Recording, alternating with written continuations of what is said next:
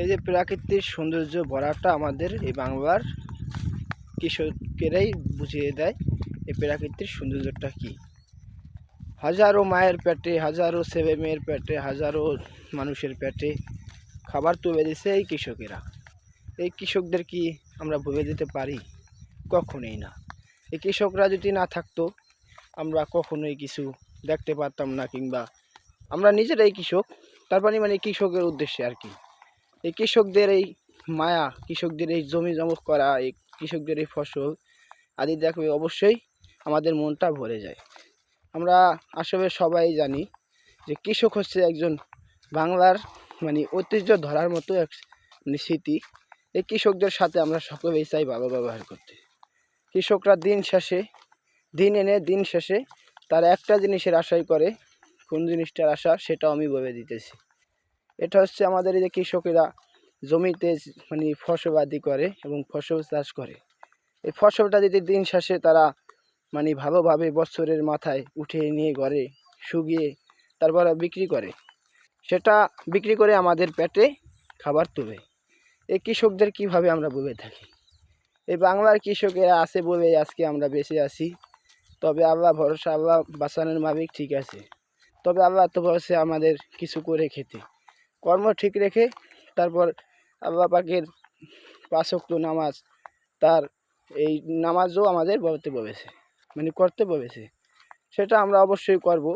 তবে আমরা একটা কথা, কৃষকরা দেখেন কত সুন্দর ফসল আদি করছে। আল্লাহ দেওয়ার মালিক আল্লাহ, দেখেন খুবই সুন্দর ফসলটা আমাদের জমিতে এবার এসেছে এবং হয়েছে, খুবই সুন্দর দেখা যায়। আর এবার ফসলটা আগের তুলনায় এই বছরে অনেক হয়েছে। 26 সালে এটা একটা প্রমাণ হয়ে থাকবে।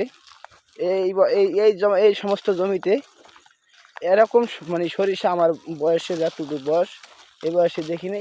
এবার যে পরিমাণ হয়েছে একটু আপনারা দেখেন ক্যামেরাটায়, প্রচণ্ড পরিমাণ সরিষা, সেটা গোড়াটা অনেক বড় হয়েছে এবং অনেক ফসল হয়েছে। এবার সমস্ত ফসলে যেরকম কাবেজিরা, দৈন্যা, সরিষা, গম সবেই এবছর আল্লাহ পাক ভালোই দিয়েছে।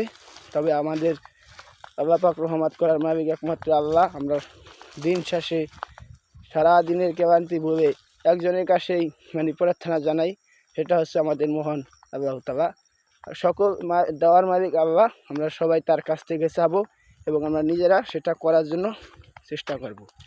তবে আমার এই ভিডিওটা দেখার মতোই হবে। আপনারা যদি দেখেন এই যে দৈন্যা খুবই সুন্দর, কিন্তু দেখেন ফুলের চাকটা আমি চাইলে মনটা ভরে যায়, এতটা সুন্দর, মুগ্ধকর একটা বিষয়।